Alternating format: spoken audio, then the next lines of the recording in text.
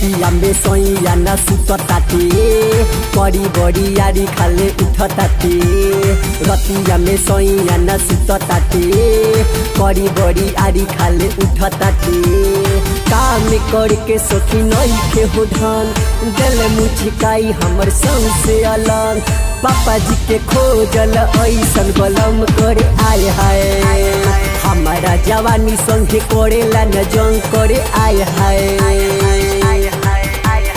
रतिया में सोइया न सुतताते करी बड़ी यारी खाले उठताते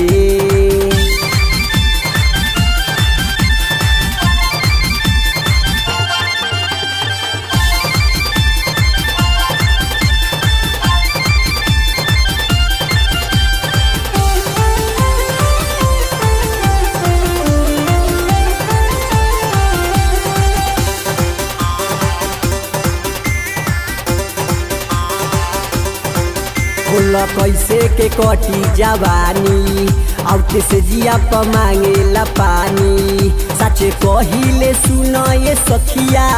इहे बनल बा हमरो कहानी अखिया के निंदिया के कोई देला भंग दिन रात रहता के हमरे हुसन तबो नहीं चढ़ता प्यार के उमंग करे आय हाय हमारी जवानी संगे करेला न जंग करे आय हाय रतिया में सोइया न सुतताते करी बड़ी यारी खाले उठताते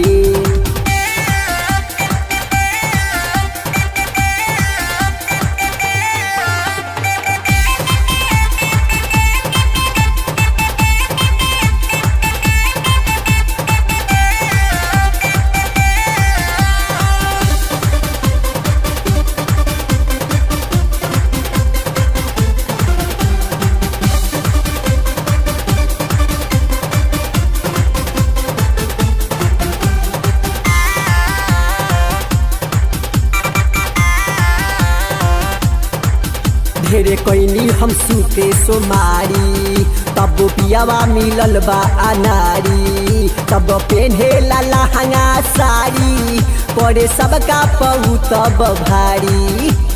लहुरा देवारा बा हमें विकास इनके से पूरा हुई दिलावा के आस सोनू सलेंदर के धइले बसात करे आय हाय हमारी जवानी संगे करेला न जंग करे आय हाय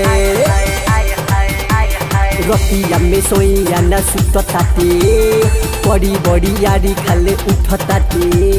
काम करके सखी नइखे हो धन दिल मुझकाई हमर संग अलग पापा जी के खोजल ऐसन बलम करे आय हाय हमारा जवानी संगे करेला न जंग करे आय हाय रतिया में सोइया न सुतताते करी बड़ी यारी खाले उठताते।